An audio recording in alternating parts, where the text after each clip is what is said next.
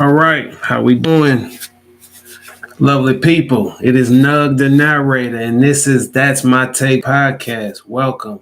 Thank you for spending a couple of your minutes with me, Nug, and that's really my nickname since I don't know a baby. I'm Nug. I'm your narrator. Let's get into it. World news. CNN reports the cosmos is full of mysterious and somewhat undistinguishable items. And some of them appeared especially eerie with the arrival of Halloween. Happy Halloween, by the way. We'll definitely have a lot of Halloween type tidbits and stuff throughout the show today. But a haunting face on Jupiter and a ghostly skeletal hand shaped nebula are just a couple of the creepy celestial features recently spotted by NASA's missions. Hmm. Jupiter's eerie face, the Juno mission, which is a satellite orbiting Jupiter and some of its largest moons since 2016, made its 54th close flyby of the largest planet in our solar system on September the 7th. The Junco Cam instrument captured swirling clouds and storms in Jupiter's northern regions along the planet's terminal or the line dividing the day side from the night side. My take is that the universe is huge. Just think about the planet that I just spoke about, Jupiter. It has many moons, it's huge as fuck. And just imagine what's out there that we have no idea about. Let's take our own planet for a second. And this won't be a long take, but I definitely got a take on what they might have saw or what's going on. Because let's go back. It said a haunting face on Jupiter's and a ghostly skeletal hand-shaped nebula, or just a couple of the creepy celestial features recently spotted by that satellite. Now, I think they spotted what we can all call supernatural activity. If it happens on Earth, it definitely happens on Jupiter. The faces, the hands, we can all Google this that I'm talking about. I don't just pull these stories out my ass. Again, CNN reported this, so go to CNN and follow up on the story if you think, it's some bullshit. But I saw it. It was definitely something that looked like a face.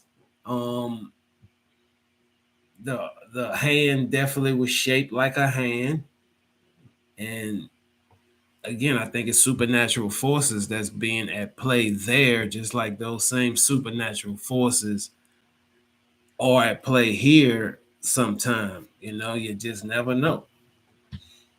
Moving on. Again, we in world news, so most of this is going to be sad. I'm realizing that my mic's here, but my teleprompter's here, so I'm gonna have to get all that, different. Let's see. Can I just move my mic some and I knock over a speaker and boom? We're gonna set the mic right there. All right, because my teleprompter is pretty much right here. So I mean, I gotta look, and I don't want my mic to be whoop whoop whoop. So y'all kind of just tell me how I'm sounding in the chat if y'all don't mind. I would love any type of feedback in the chat. But now moving on. Israel said Monday its ground offensive will intensify after troops appear to advance more than 2 miles into Gaza, according to a CNN analyst.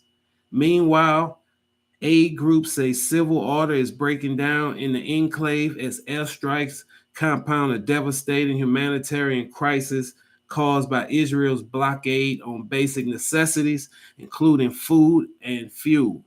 Over the weekend, Israel said it had entered a second stage of its war against militant group Hamas, which controls Gaza following weeks of aerial strikes on the isolated territory. Israel is prepared for a long and difficult war.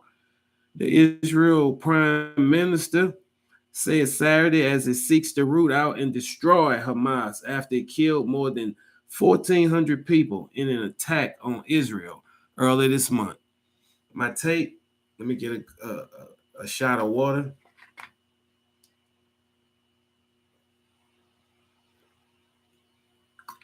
My take on this one is simple. First of all, I hope you know what's at play. You got Israel over here, and you got the Palestine or the Hamas group over here. Both of them feel like this is their holy land, so they fighting for this. This is what they fighting for. But again, you got Israel and you got Hamas. Hamas just fucked over Israel just out the blue. Fuck it. We're going to just kill some folks. Israel like, all right, you got us, but now we about to make sure all this can't get no food, no necessities, and we striking all this and we ain't stopping. Y'all started it, we ain't stopping. That is what's happening in that little war in the Middle East in a nutshell.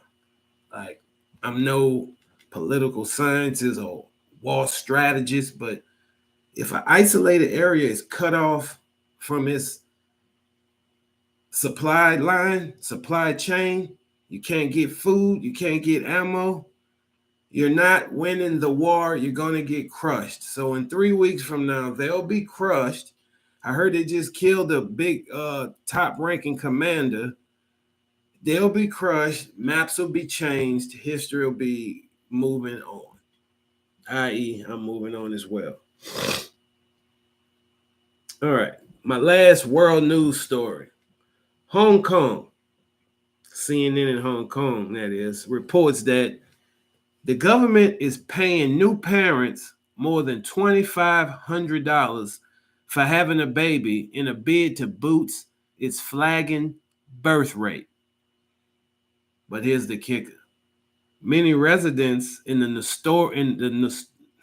notoriously expensive city says it's barely enough to cover a month's rent.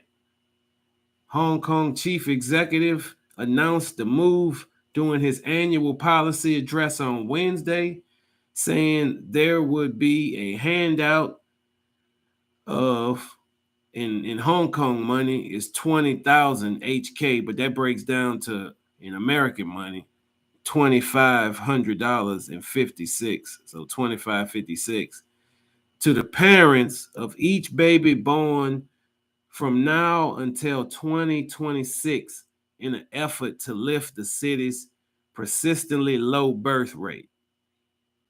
This birth rate has plummeted to a record low of 0.9 births per woman, well below the 2.1 needed to ensure a stable population. Childbearing is a major life decision involving many considerations, the Prime Minister said.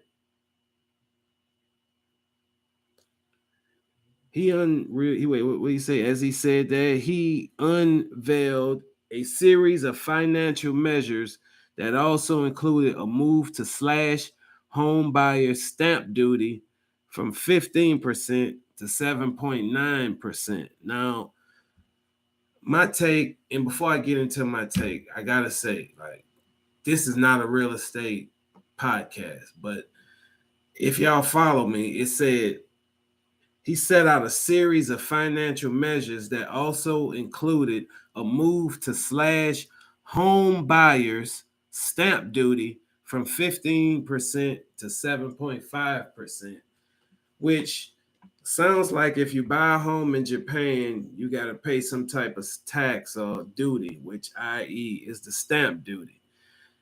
I don't know. I don't know much about it. I'm just a average realtor, and I don't know. I do podcasts to keep me away from thinking about real estate. But no, my take is I mean, And I don't want to sound crazy, but they need to get the fucking over there, because I mean, y'all only got 0.9 kids and y'all need 2.1, and ain't no point kids. So I don't know. Listen, I don't know. We need to send some 70s gold R&B classic Luther from the 80s, big Luther, not the little one, over there. Keith Sweat, something. They might even need some R. Kelly. I'ma just keep it real.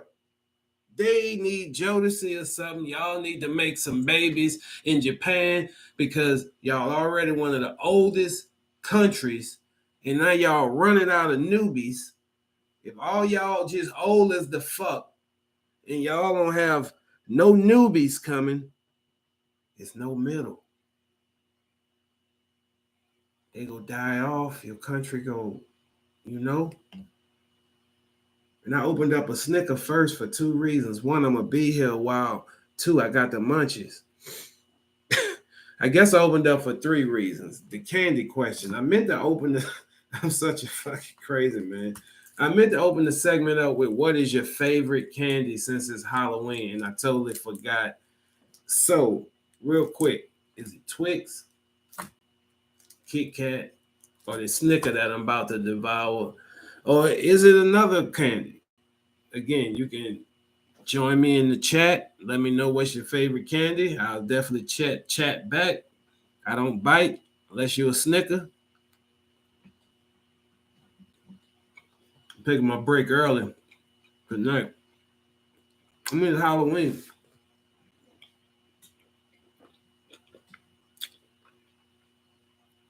Say they got 0.9 record of births per woman, well below the 2.1 needed.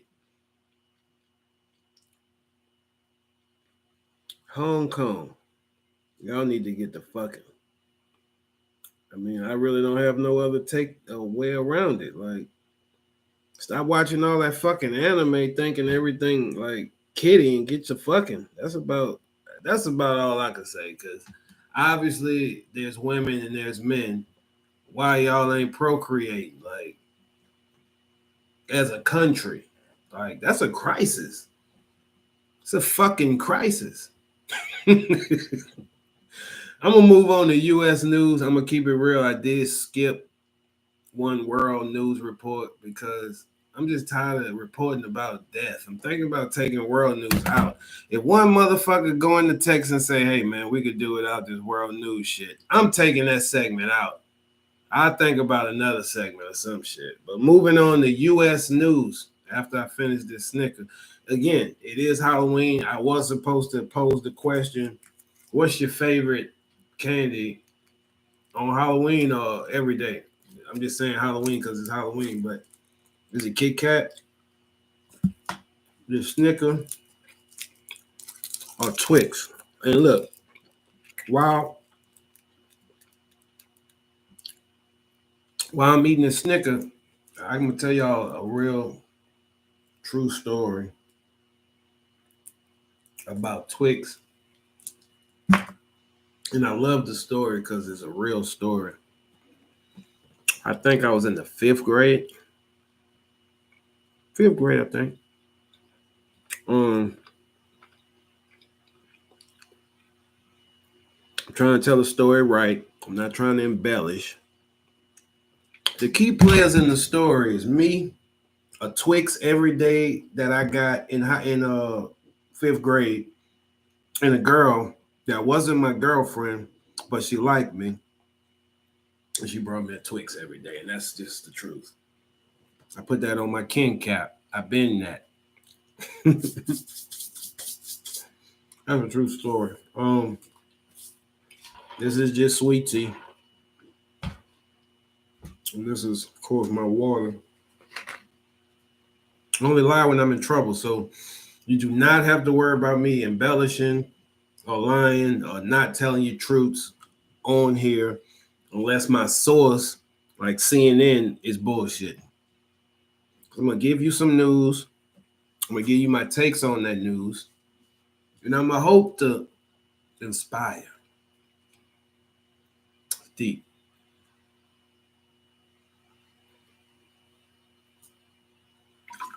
All right. I took my break early. It's my show. Fuck it. That's why I wanted to do a show. So it could be my show. I can run the motherfucking way I want. Let me start. All right. U.S. news. Oh, yeah. We are moving the teleprompter like with ease and shit. All right. Make sure. U.S. news. Yes. Here we go. Sad shit. But it gets us back to the Halloween shit. Not like I told y'all, this will be a Halloween edition, and we'll be talking, about Halloween shit. But this ain't the best Halloween story. But in U.S. news, man charged with 15 counts of attempted first-degree murder in Chicago's at a Chicago Halloween party shooting. A convicted felon who allegedly shot 15 people at a Halloween party on Chicago's West Side early Sunday has been charged with 15 counts of attempted first-degree murder. Police said on Tuesday, William G., he's 48, created a disturbance inside, causing some issues, and they removed him from the party. Obviously, he got angry, returned, and started to fire into the crowd. Chicago Police Superintendent Larry S. said during a news briefing, he's a convicted felon who shouldn't have had a gun. Again, he's a convicted felon who should not have had a gun. CNN has been unable to determine if Groves has representation. My take is simple.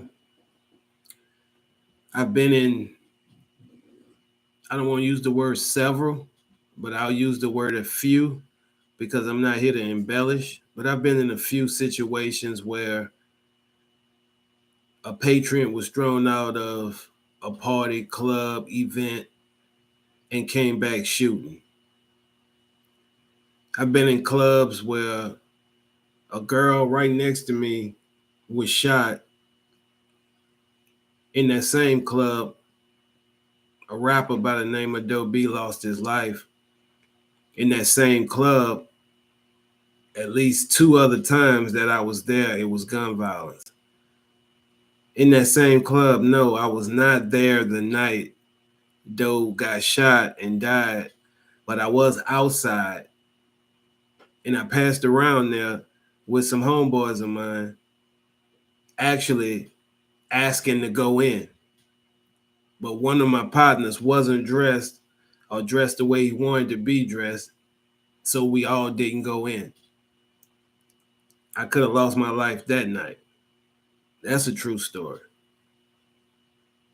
I don't know what it is about people, guns, clubs. I'm leaving. I got thrown out. I'm mad. I'm coming to shoot this bitch up. But I'm 45 and I lived this culture half of my life.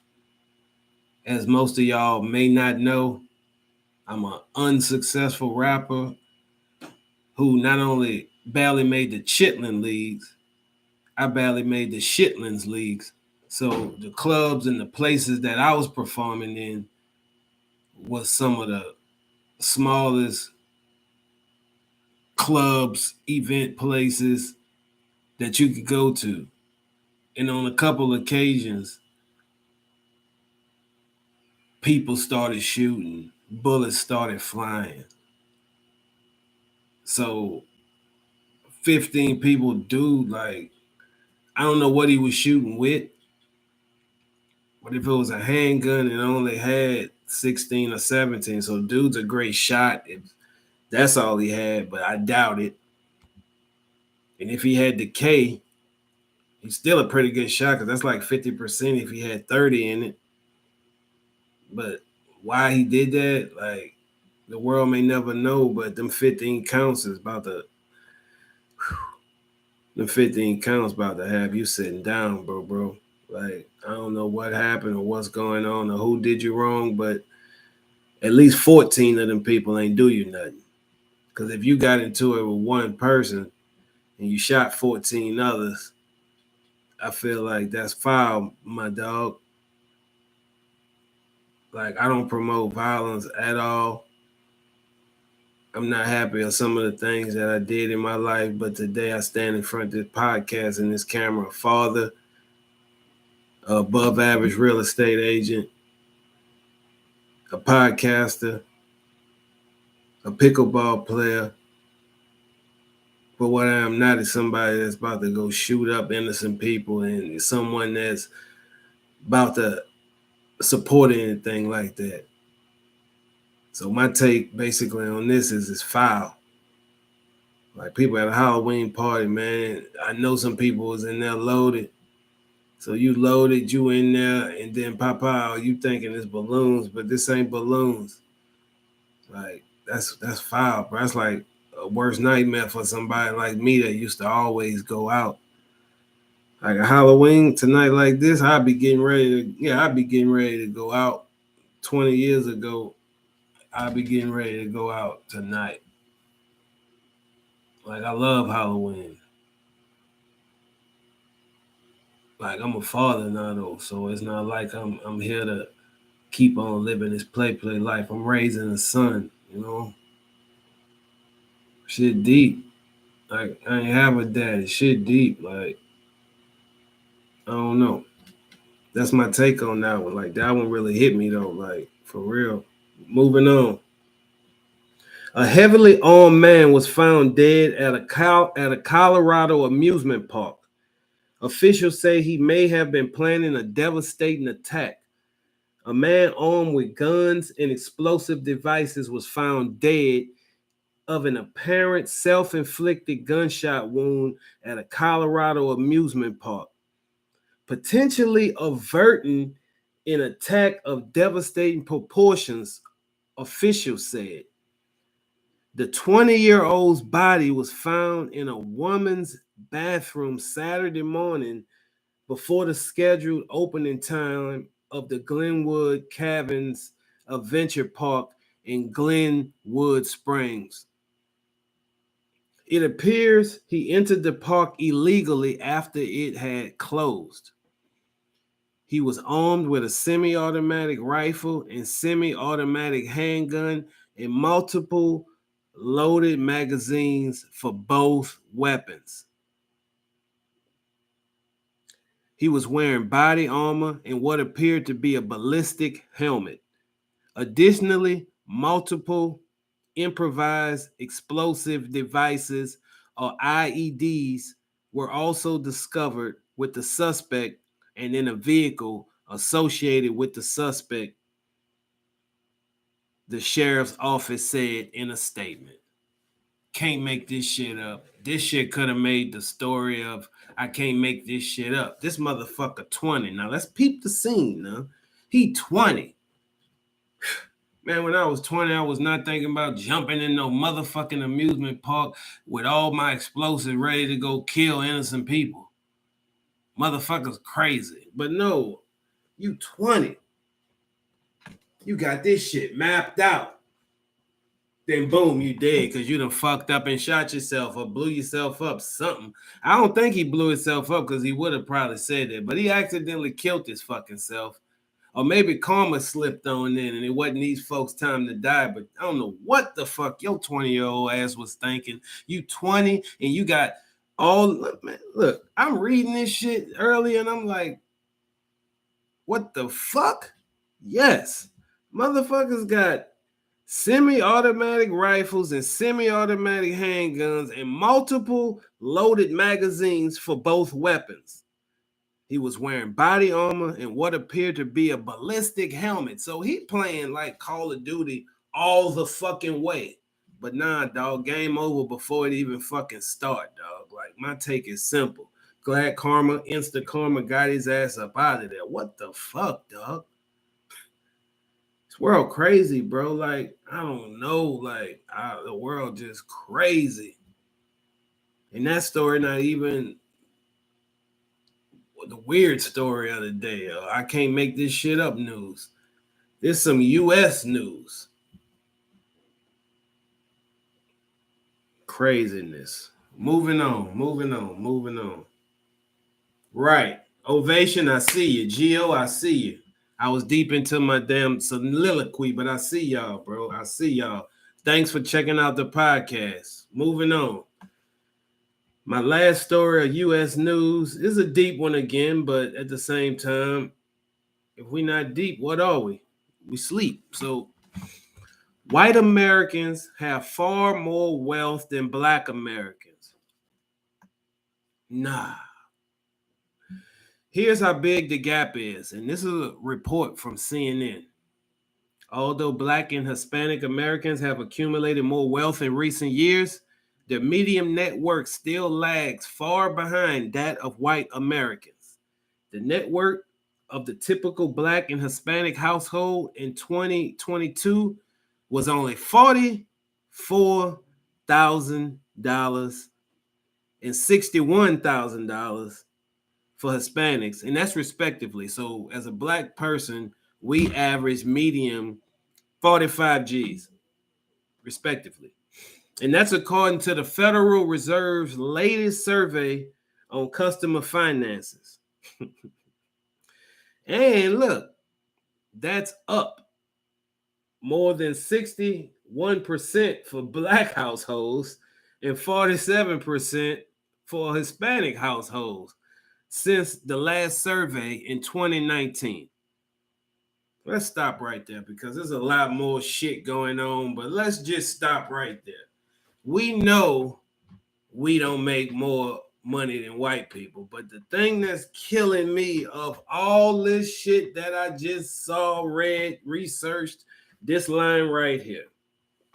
The net worth of the typical black and Hispanic household in 2022 was $44,000 for black folks and $61,000 for Hispanics. That ain't no money, people. That ain't no money. Not when you got inflation.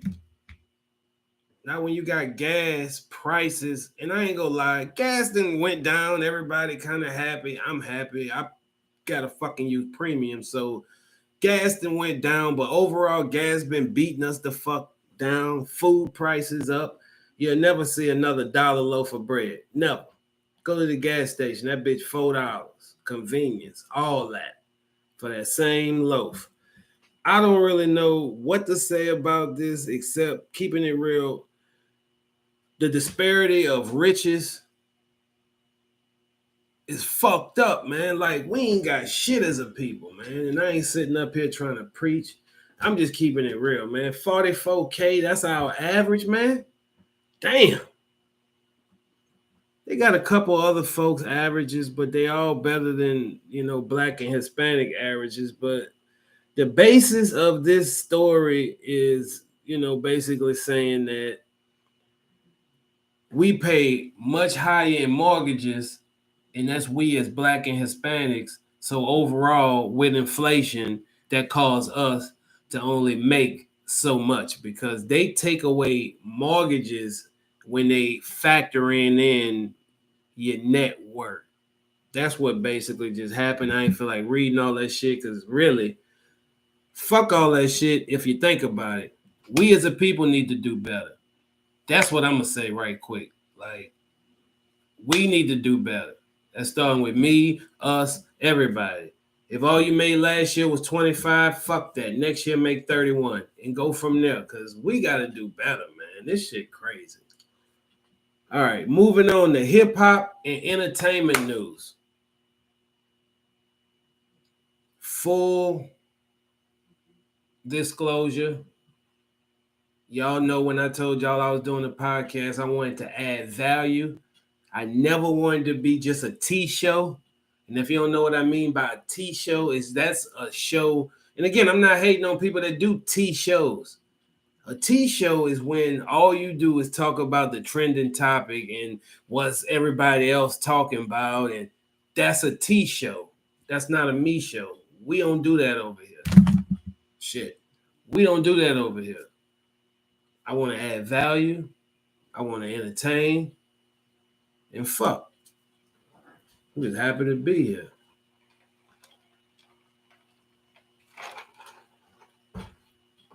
But I gotta spill some tea.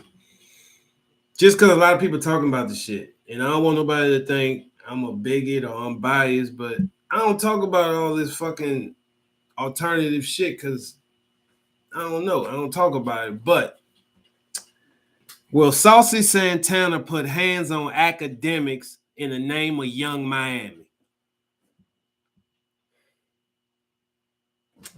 For my listeners who don't know who Saucy Santana is, Saucy Santana is a makeup slash rap artist who is also happened to be openly gay. Um, Saucy Santana is throwing some serious shade at academics. If you don't know who academics is and you're under a tree, just one of the biggest hip hop bloggers there is. But again, my show is universal. You may not know who DJ Academics is or Academics or Big Act is. Like I always say, any and everything on my show is found online, even me. All this shit's Googleable. I ain't making up none of this shit. I find it online. I regurgitate it in hopes that you feel my personality, charm, wit, all that shit make it worthwhile to listen to. Hopefully, it get to a point where I get some commercialized money from the fucking commercials that YouTube run. Hey, that's all. Donations are always welcome as well. We never begging. But why are academics and Saucy into it, you might ask? Well, it all begun when academics called Young Miami out for what he perceived as perpetrating homophobia. Okay. The City Girls rapper used some choice words to describe academics during their ongoing feud, and that set off a firestorm of controversy. These words started with an F, and we cannot use it anymore. We kind of know that word. Rhymes with what? Gadget? Yeah, rhymes with gadget. We know that word, but we can't use it. We don't want to use it. We done changed. Online, offline. It's not the 90s, the 80s. Like, we used to have a word that rhymed with offer bikes, and we can't even use that word no more. So, the world just changing. So with that being said, um Santana, again, Saucy, who's openly gay, surprisingly didn't take issue with the city girl, who's also their friends. They like besties or whatever. He doubled down actually and realigned himself firmly with Young Miami. And this is Saucy talking. Academics, you keep talking about what the fuck Carisha said to you, but how she feels about you is how she feels about you, he said online. Me being her best friend, it doesn't have anything to do with me. By the way, I'm just finding out they are best friends. I guess that's the author of this story. Because again, I get all this shit on offline. I know nothing. I have no knowledge of much but myself. That's it.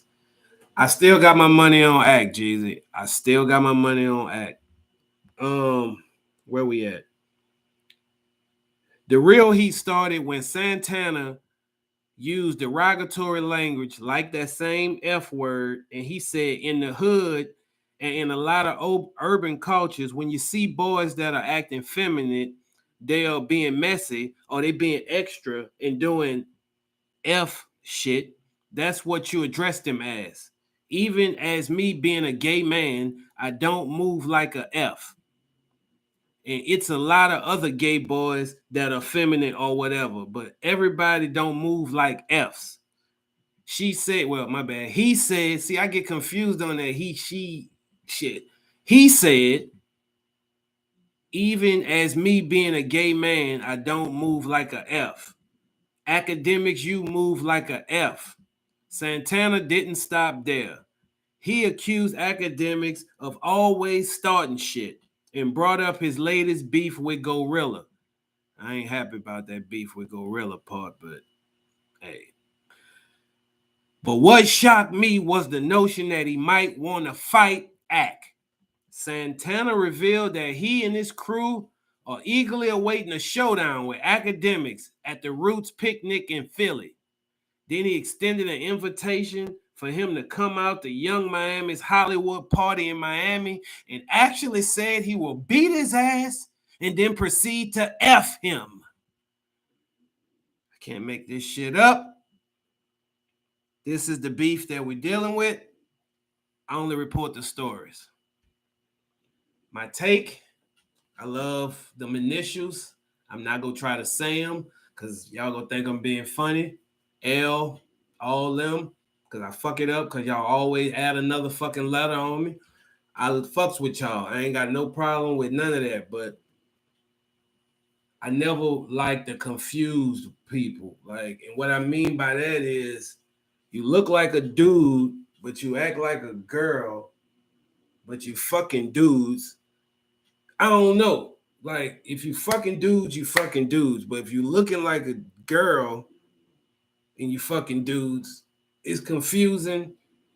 I'm 45. I'm not no youngster. I done been around. My city is very like diverse. I'm from New Orleans. Yeah, I've been in Alabama longer than I've been in New Orleans, but fuck all that. I'm from New Orleans. When I was actually like getting developed, the whole notion of me, my me-ness, all that came from New Orleans. So with saying that, I grew up around punks. And I use that word loosely, but they were punks around where I grew up at. I've always been around it. It's not like I got a phobia. Again, if that's how you rock like that. And I know the ones that look like a girl, but really want to be treated like a woman, and the ones that look like a dude that really want to be treated like a. See, I'm confused on that shit, but I have grace and I have understanding, and I have my money on academics to whoop his fucking ass, her ass, they ass. Look, man, I'm sorry. I just feel like Ack was not just talking that shit just to be talking that shit the other night. I watched the live on Rumble. Matter of fact, I wanted to also tell my listeners, y'all might have to catch me on Rumble. I'm trying to stay with YouTube, but my monetizing ain't coming as quick as I need. I need y'all to tell a friend to tell a friend to tell a friend to subscribe, share, like, comment. Because like I really won't be a YouTuber, but Rumble, you know what I'm saying? Rumble like the TikTok of this shit. So if I gotta go to Rumble, I'm gonna let y'all 8 motherfuckers know, hey, I'm going to Rumble. Don't go down that rabbit hole. Don't do it. Man, we moving on. All right. Flavor Flav. I got a couple Flavor Flav stories, but Flavor Flav, following his national anthem performance, acknowledged that while some critics may have joked about his viral national anthem performance, he shall have the last laugh. The Public Enemy co-founder performed a live rendition of the Star Spangled Banner ahead of the Milwaukee Bucks versus the Atlanta Hawks game Sunday night. Footage of his performance soon went viral, and not everybody was a fan. However, Flavor Flav believes he knocked it out the park and had a lot of fun doing it. He also revealed he accepted the invitation to sing the national anthem in honor of his family members who fought in the military, including his father, who was in the Army, and other veterans and their families. When I sang that national anthem, he said, I was singing it for them because they're not here to sing it for themselves. Flavor Flav explained during a TMZ interview, I did that in honor of my family. And I also did it for a lot of other people's family too. I also did it for that bag. Now, let me stop. I did it for a lot of families too that fought for this country. While he kept the details close to his chest, Flavor Flav also shared that other NBA teams have invited him to perform. There's at least 2 other NBA teams that invited me, he said. I'm just not going to say who they are right now, he added. Nonetheless, Flav did let slip that one was his favorite team. In a post after his performance, Flavor Flav said singing the national anthem was a long-time bucket list item and insisted the critics won't stop him from trying new things. Look, my take on Flav is keep going, bro. Like, the ones that laughed, they looked at the fucking shit. The ones that liked it, like myself, we looked at the fucking shit. I got 2 Flav stories that I gotta run real quick. All right. First time I ever saw Flavor Flav in person.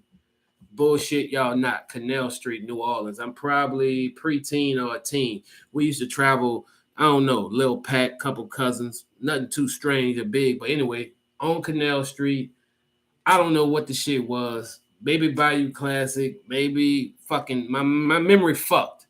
But Flavor Flav was there in person, man, with a motherfucking jean trench coat on. Swear to God. Canal Street, New Orleans, 90s. True story. Now, current event, second time I saw Flav. And this no bullshit. Second date with my girl. We at the Biscuit Stadium, Montgomery, Alabama. Who comes out to throw the fucking first pitch? Flavor fucking Flav. So as I'm in the suite, yeah, we was in a suite. As I'm in a suite watching the game, again, it's the Montgomery Biscuits, AAA Tampa Bay Rays affiliate Biscuits. As we watching the game, I'm thinking, damn, I remember seeing Flav when I was a kid. Now look at my life that came full fucking circle. Flav here again. But this ain't the end of the Flav story. I go down by the bar area, grab some drinks. The suite had drinks. I think by the time I was there, it was just beer. Thank y'all for having my fucking chat on fucking flame. Thank you. I'm glancing at it. Ain't never had as much flame on my chat. Thank you, and thank you. Wrapping up the Flav story, I'm at the bar. Who the fuck passed? Flav fucking Flav. He got on the Montgomery Biscuits jersey, the clock. I dapped him. He dapped me, and he kept going. My Flavor Flav story. I'm not the type to be like, can I get a pic? I could sit here and name 12 famous motherfuckers that my eyes done seen, my voice done spoke to. I don't give 2 fucks about all that. Now, if we go take a pic or we doing it and we taking a pic, I'm not just about, let me get a pic, because, look, a famous promoter, and I'm not going to name his name, because as much as I love him, it's the same much as I don't like him. A famous promoter once said, if you don't take a picture, it never happened. Now, I got my own personal reasons for not liking this person, and I'll explain it. I'm not trying to ever be a fucking guppy for nobody. Meaning, if I feel like I'm a feeder fish, and you treat me like a feeder fish, I don't really want to fuck around no more. And that's all I'm going to say about that. Like, I'm not like a shark or a whale, but I ain't no fucking guppy, and I ain't no fucking feeder fish. Moving on. Sorry about that little tirade, but yeah, boy. Moving on. Suge Knight remains protective of his sincere love for Tupac, which often involves him calling out those he believes have exploited the late rapper's legend. And that's including Warren G. The debut episode of Collect Call with Suge Knight aired last week via Dave Mays Breakbeat Media. Over the half-hour segment, the former Death Row boss referred to Pac as his little brother, while setting the record straight about the latter's relationship with Warren G. In particular, he addressed a Drink Champs interview from late August in which the G-Funk pioneer revealed that he was about to step in when Pac was sent to prison in 1995. Warren G said, I was going to try to bail Tupac out. I got beat to the punch. I was going to put up money and I didn't want nothing. Swear to God. Warren G. Suge Knight said, you best stop lying. You didn't fuck with Pac and Pac didn't fuck with you. On top of that, you couldn't take care of yourself. How were you going to get Pac out of prison? Should close with everybody all of a sudden they wanted to get Pac out of prison. We all know who got Pac out of prison. Um, I don't know. I don't know if Warren G's story real or not, but do I believe it? No, I don't believe it. I don't believe it for a fucking second. Warren G, I think you're capping. My take on the Suge Knight podcast is I honestly have not watched it yet. I do plan on watching it. If y'all saw my last show, I went on my tirade about how I met Suge. I'm not about to go on that tirade again about my meeting with Suge. You'll have to go to my last episode for that. Or fuck it, never hear about it. Who gives a fuck? I'm gonna check it out. I'm gonna let y'all know what I feel about it.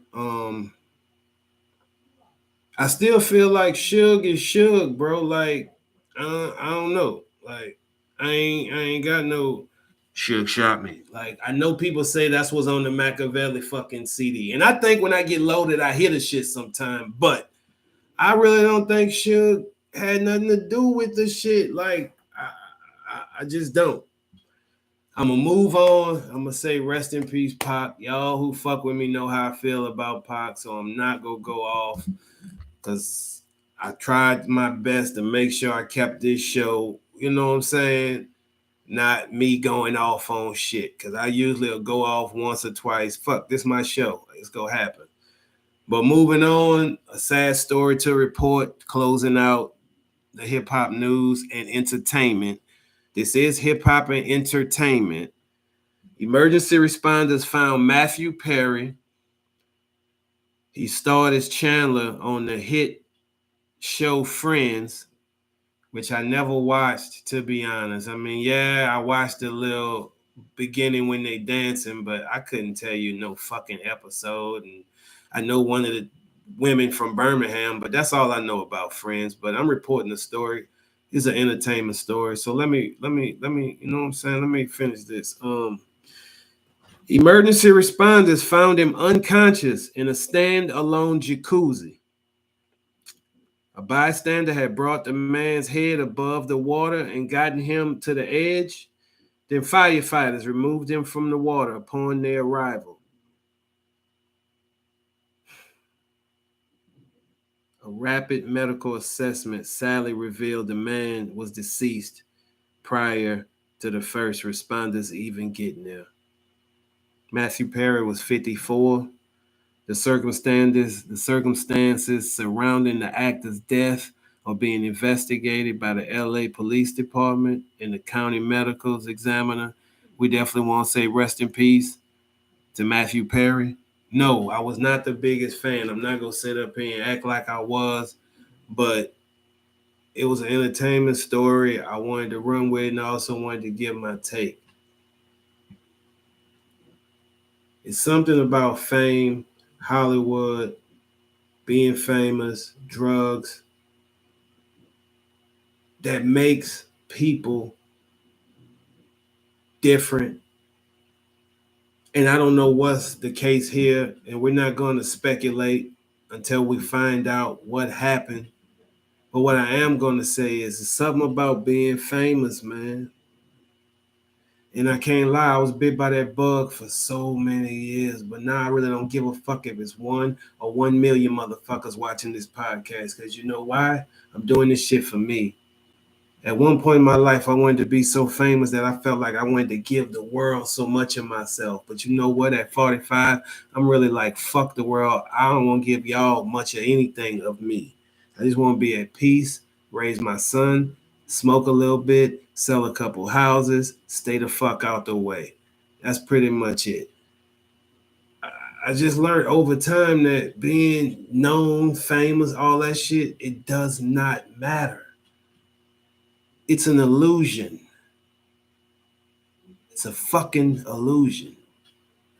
And I can't lie, I'm speaking this shit so from the heart because I was not only a rapper, I was a writer, and I am a writer. I've written more rhymes than I'll ever remember.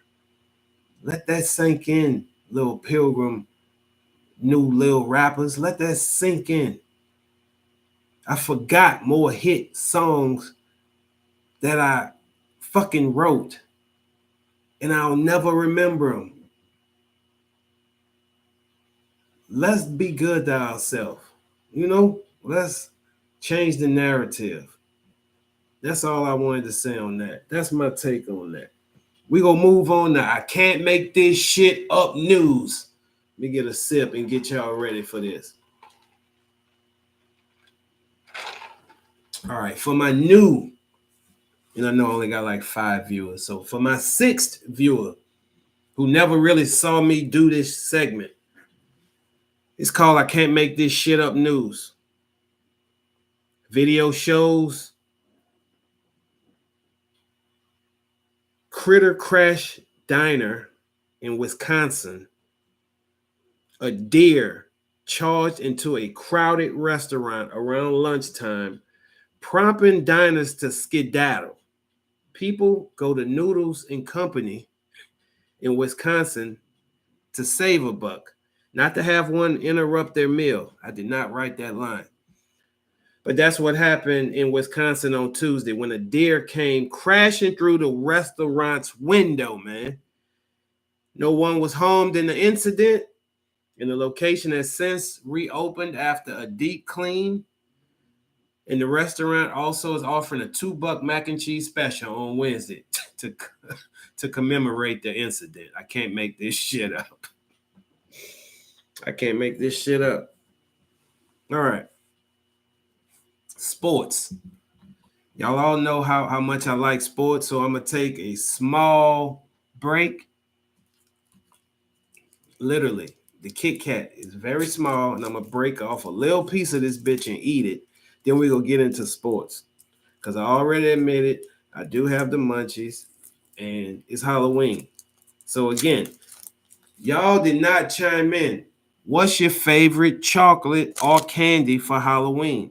Is it Snickers, Kit Kat, or my personal favorite, Twix? And if y'all heard my story, y'all kind of know why Twix is my favorite. But I'm going to break me off a piece of this Kit Kat bar before we get into sports in this day in history and wrap this podcast up. G-Funk. Jeezy, what's your favorite candy?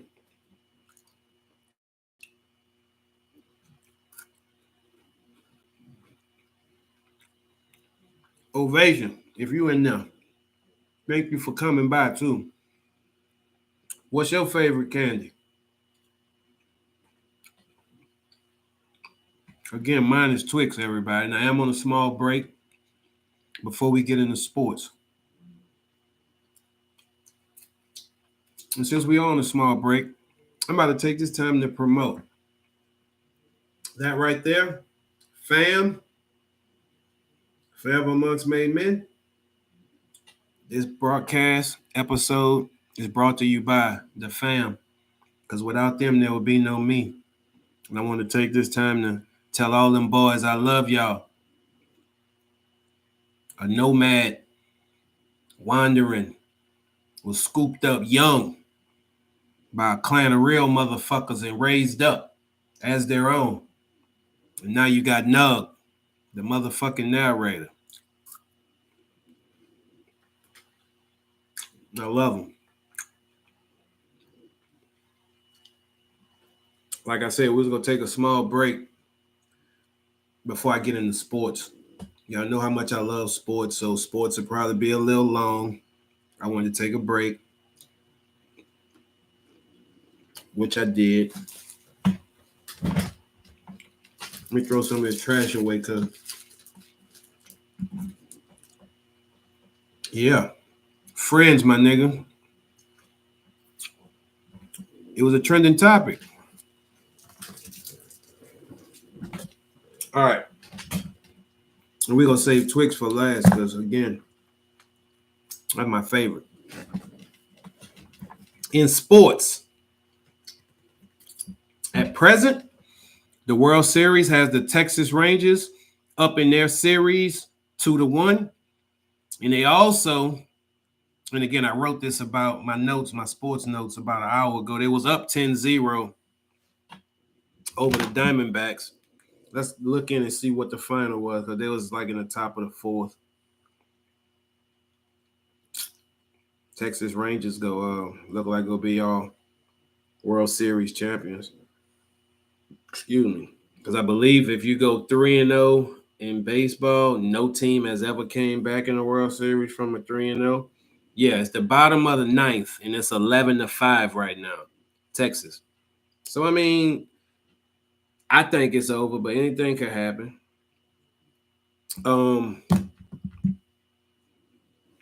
I know y'all heard about the Beard. He was got his wish and got traded. He Jeez, I asked what was your favorite candy, bro?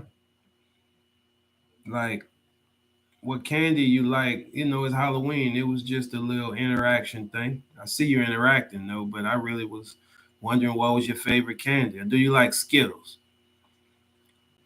Or do you like candy over Skittles? That's what I was asking. But no, the Beard, he got his way, and was traded. He now plays with the Clippers. I don't think that's going to make or break the Clippers personally. They do have talent, but for some reason, do I think the talent going to transform into championships? No, I don't. I just don't. The Beard never comes through in the playoffs, or if he do, it's game one. By game four, the Beard is missing. In the offseason, the Beard is doing everything but getting better, in my opinion. And after so many years of doing that, you lose a step or two. So I see the Beard averaging about 20 points. He gonna have a couple high 30 games, a couple 40 games, a couple. But I guarantee you the Beard won't average more than 24 points this season. And we didn't just say it out of our mouth, so it'll be in the whatever, online forever. The Beard's 24-point average. That's where he about to be. And he probably got 3 more years left in the league. That's just my take on the Beard. In NFL, my Saints beat the Colts. In a super surprise, the Broncos beat the Chiefs. The Lions, they look good. They beat the Raiders. The Chargers beat the sad-ass Bears. The Bengals beat the fuck out the 49ers. But the 49ers just got a trade for Chase Young. Chase Young is the defensive end from the Commanders from Ohio State. The young end. That's go really help the 49ers. They already got Bosa on that line. The Titans beat the Falcons. The Vikings beat the Packers, but they lost their quarterback, Kirk Cousins, fresh off a torn Achilles, just like Rodgers. But the Vikings didn't hesitate. They traded the Cardinals quarterback Josh Dobbs after Kirk Cousins' season-ending injury, because Kirk's gone for the season. The Cowboys beat the shit out the Rams. Blueface, the rapper, if you don't know, he was in one of the suites with strippers. As he also proposed to his girlfriend. I guess that was the best action in the house for the Rams fans that night. The Jags beat the Steelers. Jets beat the sorry-ass Giants. The Giants need a name change. I'm going to just say it. It rhymes with Gidgets. The Bills beat the Bucks. The Dolphins beat the Pats. The Panthers, with their sorry ass, they got their first win, beating the Texans. The Seahawks, they beat the Browns. And the Ravens, they beat the Cardinals. In a surprising college news. I love it, but in a surprise, a shocker. Ohio State gets the #1 spot over Georgia in a surprising first college football playoff rankings of the year. Snickers. I feel that. I'm a Twix guy, then Snickers, in that order. I'm fucking with you, Jeezy. The Buckeyes have 2 impressive wins, and they are a perfect 8-0. One being a walk-off victory against the then number 12 Notre Dame Fighting Irish in South Bend on the 23rd of September. And on October 21st, they took down Penn State, who was also ranked at the time. The back-to-back champion Bulldogs were ranked #1 all year, but perhaps the committee seems that they haven't beaten any fucking body, and now they ranked 2.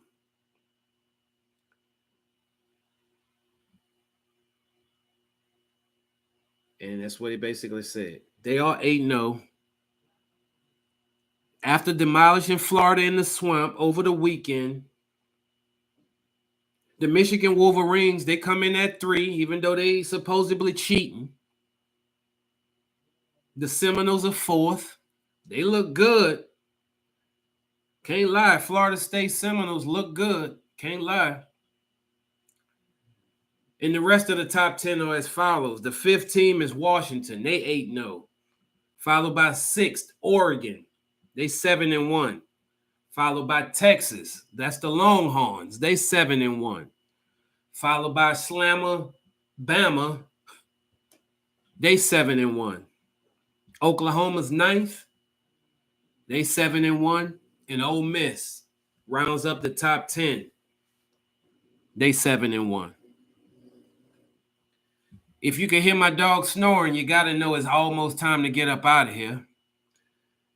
But before we do, we like to end with a segment I call This Day in History. Yes, as a degreed historian, I like to bring a little edumacation, if I can, to my podcast every now and then. And it's typically at the end of my show, which is where we're at right now. This Day in History is brought to you by, again, the fam. That's FAMM. Forever amongst made men, forever about making money. In 1950, the big cat, Earl Lloyd, becomes the first African American to play a game in the NBA, scoring 6 points as he debuted for the Washington Capitals. Again, I say the big cat. Google him. Earl Lloyd. Google him. He becomes the first African American to play a game in the NBA. Then he scores 6 points. If you know me, you know I love the number 6. And to wrap it all up, in 1940, after 14 years of work, the Mount Rushmore National Memorial was completed. If you're a little slow and don't know what the fuck the Mount Rushmore National Memorial is, it's that big-ass mountain with those presidents. It's 4 of them. That monument was completed this day in history after 14 years of work. I want to tell everybody thank y'all for joining me. We're going to end this motherfucker on the Twix. Again, not only my favorite candy bar, but one of my favorite moments in my personal history life. To have a female bring me a Twix just because she liked me. McDonald 42, I was a 5th grader. But your past is just your past, man. And you can't relive it just like we can't relive this show. I just want to thank all y'all for joining me. Happy Halloween. Be safe. And fuck with me.